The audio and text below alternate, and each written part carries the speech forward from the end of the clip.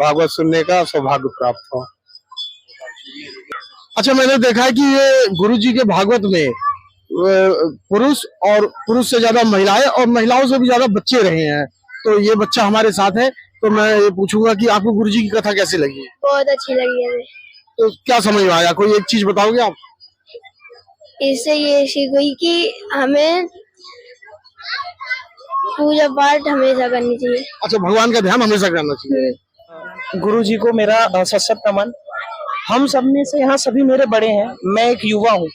तो अमृतवाणी से, गुरु जी के अमृतवाणी से जो भागवत यहाँ आज संपन्न हुआ है, उसमें हमें ये बताया गुरु जी ने कि जब राजा परीक्षित जी एक भागवत करके जब स्वयं सभी देवी देवताओं को एक भागवत में एकत्रित कर सकते हैं, तो हमने गुरु जी के अमृतवाणी से हमने ये कथा का श्रवण किया और हमें साक्षात सभी देवी देवताओं के दर्शन हुए।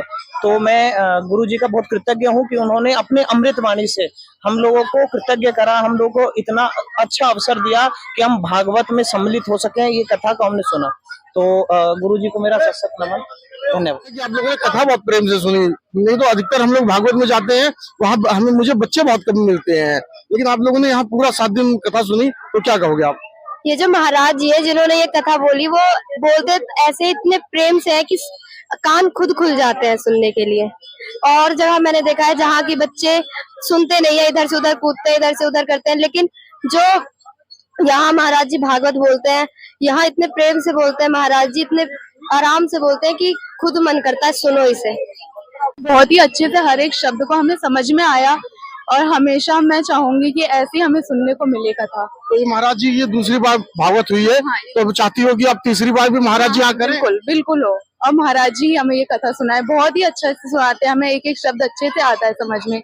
पूरी कथा भी बहुत अच्छे से आई समझ में। समझती नहीं थी कि भागवत भी होती है, लेकिन जब से मैंने महाराज जी से को देखा है, सुना है, तब से मैं भी भगवान को मतलब मानने लगी और मुझे वेद शास्त्र की थोड़ी बहुत जानकारी महाराज जी से प्राप्त होने लगी।